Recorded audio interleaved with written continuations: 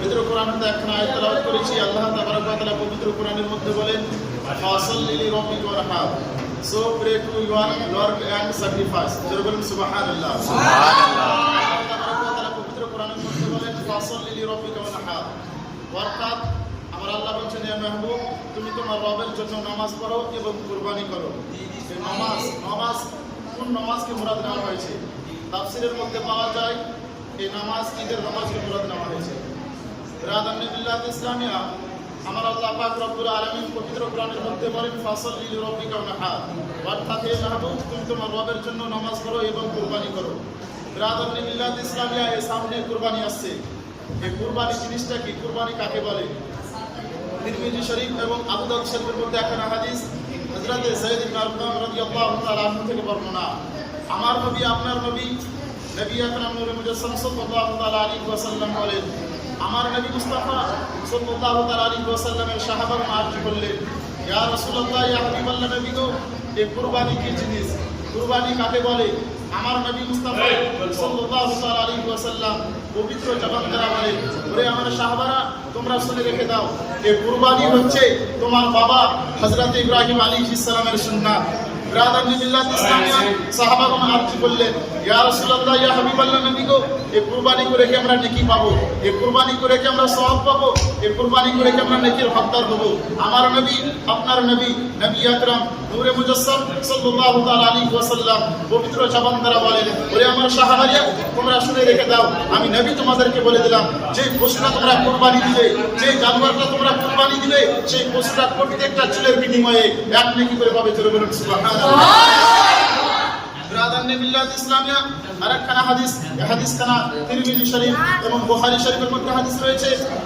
হযরত আয়েশা রাদিয়াল্লাহু তাআলা আনহা থেকে বর্ণনা, আমার নবী মুস্তাফা সাল্লাল্লাহু তাআলা আলাইহি ওয়াসাল্লাম পবিত্র জবান দ্বারা বলেন, আমার নবী মুস্তাফা সাল্লাল্লাহু তাআলা আলাইহি ওয়াসাল্লাম বলেছেন, এই ঈদের দিনে আল্লাহ তাবারক ওয়া তাআলার নিকটে ইবনে আদমের কোনো এমন কিছু আমল আল্লাহ তাবারক ওয়া তাআলার নিকটে, অর্থাৎ কুরবানি থেকে বেশি মহব্বতের হয় না। আর আমার নবী মুস্তাফা সাল্লাল্লাহু তাআলা আলাইহি ওয়াসাল্লাম পবিত্র জবান দ্বারা বলেন, কাল কিয়ামতের দিনে যেই পশুটা আপনি কুরবানি দিবেন, যেই জানোয়ারটা আপনি কুরবানি দিবেন, সেই পশুটা কাল কিয়ামতের দিনে নিজের চুলকে খাড়ো করে দিয়ে, নিজের সিংকে খাড়ো করে দিয়ে কাল কিয়ামতের দিনে আসবে। আমার নবী মুস্তাফা সাল্লাল্লাহু তাআলা আলাইহি ওয়াসাল্লাম এটাও বলেছেন, কাল কিয়ামতের দিনে যেই পশুটা আপনি হালাল করবেন, যেই পশুটা আপনি কুরবানি দিয়েছেন, যেই জানোয়ারটা আপনি কুরবানি দিয়েছেন, কাল কিয়ামতের দিনে সেই জানোয়ারটা যেই হালাল করে, যে রক্তটা, যে খুনটা জমিনে পড়ে, আমার নবী মুস্তাফা সাল্লাল্লাহু তাআলা আলাইহি ওয়াসাল্লাম পবিত্র জবান দ্বারা বলেন, সেই খুনটা জমিনে পড়ার আগে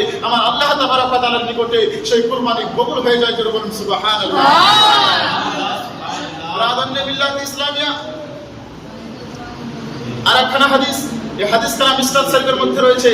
হযরত আবু হুরায়রা রাদিয়াল্লাহু তাআলা আনহু থেকে বর্ণনা, আমার নবী মুস্তাফা সাল্লাল্লাহু তাআলা আলাইহি ওয়াসাল্লাম পবিত্র জবান দ্বারা বলেন, কেউ যদি তোমাদের মধ্যে সাহেবে নিসাব হয়ে যাও, তোমাদের মধ্যে যদি কারো উপরে কুরবানি করা ওয়াজিব হয়ে যায়, তোমাদের মধ্যে যদি কেউ যদি সাহেবে নিসাব হয়ে থাকো, অথচ যদি আপনি কুরবানি না করেন, আপনি যদি কুরবানি না করতে পারেন, আপনি কুরবানি করার অতটুকু ক্ষমতা আছে, আপনার ক্ষমতা রয়েছে, কিন্তু আপনি অথচ কুরবানি করলেন না, আমার নবী মুস্তাফা সাল্লাল্লাহু তাআলা আলাইহি ওয়াসাল্লাম হাদিসের দ্বারা বলেন, আমার নবী মুস্তাফা সাল্লাল্লাহু তাআলা আলাইহি ওয়াসাল্লাম পবিত্র জবান দ্বারা বলেছেন, যে তোমরা যখন কুরবানি করবে না, কুরবানি করার তোমার হক আছে, কুরবানি করার তোমার ক্ষমতা রয়েছে, তুমি সাহেবে নিসাব রয়েছে, অথচ কুরবানি করনি, আমার নবী মুস্তাফা বলেছেন, সে যেন আমার ঈদগাহ পর্যন্ত না আসে। জোরে বলুন সুবহানাল্লাহ। ব্রাদার বিল্লাহ ইসলামিয়া, আরেকখানা হাদিস, এই হাদিস খানা তিরমিজি শরীফ এবং আবু দাউদ শরীফের মধ্যে পাওয়া যায়।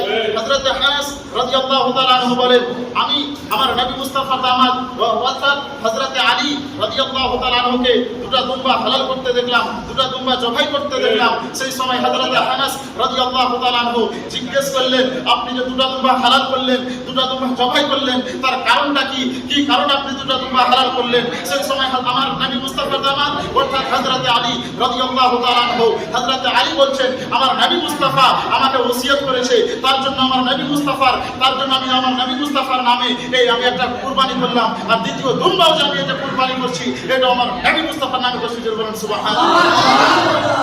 ব্রাদার বিল্লাহ ইসলামিয়া, আমাদের দিলে আমাদের অন্তরে এই প্রশ্নটা জেগে থাকে, যখন বকরা ঈদের চাঁদ উঠে যাবে আমরা চুল কাটতে পাবো কিনা, আমরা নখ কাটতে পাবো কিনা, এই প্রশ্নটা আমাদের জানার দরকার, উত্তরটা জানার দরকার আছে কি নাই? অবশ্যই আছে। আমরা অনেকে ভেবে রাখি যদি বকরা ঈদের চাঁদ উঠে যায় তো চুল কাটতে পাবো কিনা, নখ কাটতে পাবো কিনা, কিন্তু আমার নবী মুস্তাফা কি বলেছে, হাদিসের মধ্যে কি বলেছে? এই হাদিসটা মুসলিম শরীফের মধ্যে রয়েছে।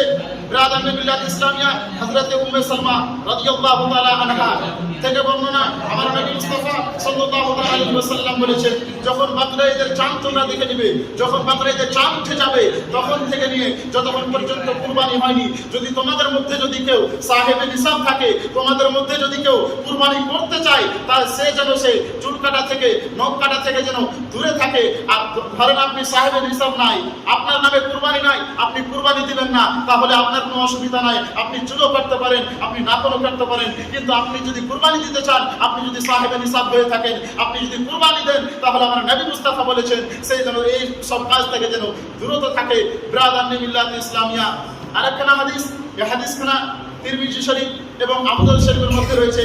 হযরত আনাস রাদিয়াল্লাহু তাআলা আনহু থেকে বর্ণনা, আমার নবী মুস্তাফা সাল্লাল্লাহু তাআলা আলাইহি ওয়াসাল্লাম যখন মদিনা মুনাওয়ারাতে তাশরিফ আনায়ন করলেন, আমার নবী মুস্তাফা যখন মদিনা মুনাওয়ারাতে আসলেন, আমার নবী মুস্তাফা সেই সময় যখন আসলেন মদিনা মুনাওয়ারাতে, আমার নবী মুস্তাফা বুঝতে পারলেন সেখানকার মানুষেরা বছরে 2 দিন খুশি মানায়, 2 দিন খুব আনন্দিত থাকে, 2 দিন খুব খেলাধুলা করে।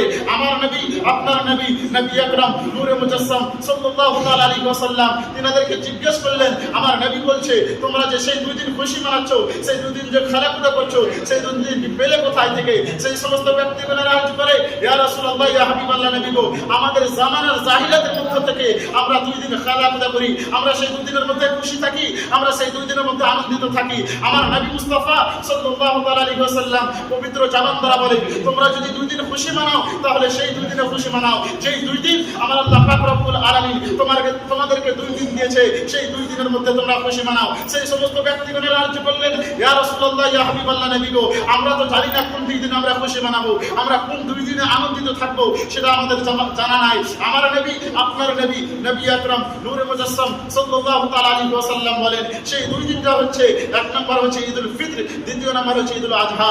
এই 2 দিনের মধ্যে তোমরা খুশি মানাও, জোরে বলেন সুবহানাল্লাহ।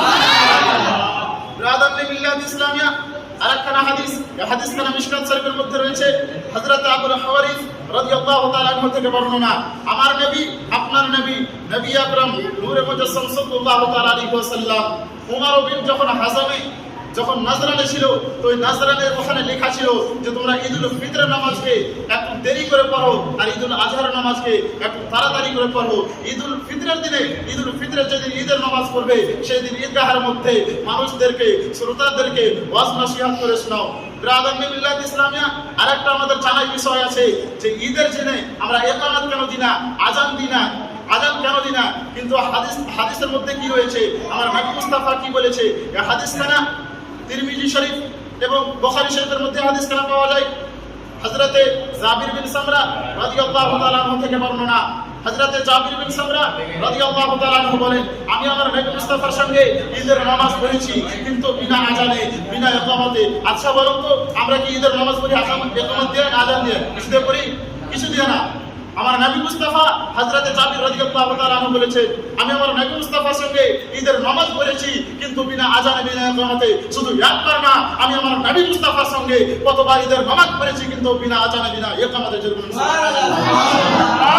ব্রাদার মিল্লাত ইসলামিয়া আরেকখানা হাদিস, এই হাদিসখানা মিশকাত শরীফের মধ্যে রয়েছে। হযরত আনাস রাদিয়াল্লাহু তাআলা আনহু থেকে বর্ণনা, আমার নবী মুস্তাফা সাল্লাল্লাহু তাআলা আলাইহি ওয়াসাল্লাম ঈদুল ফিতরের দিনে যতক্ষণ পর্যন্ত কিছু খেজুর খেতেন না, ঈদগাহতে প্রবেশ করতেন না। আর আরেকটা হাদিসের মধ্যে পাওয়া যায়, তিরমিজি শরীফ এবং আবু দাউদ শরীফের মধ্যে পাওয়া যায়, আমার নবী মুস্তাফা সাল্লাল্লাহু তাআলা আলাইহি ওয়াসাল্লাম ঈদুল ফিতরের দিনে যতক্ষণ পর্যন্ত কিছু খাবার খেতেন না, ঈদগাহতে প্রবেশ করতেন না। আর ঈদুল আজহার দিনে যতক্ষণ পর্যন্ত ঈদের নামাজ পড়তেন না, কিছু খাবার খেতেন না। জোরে বলেন সুবহানাল্লাহ।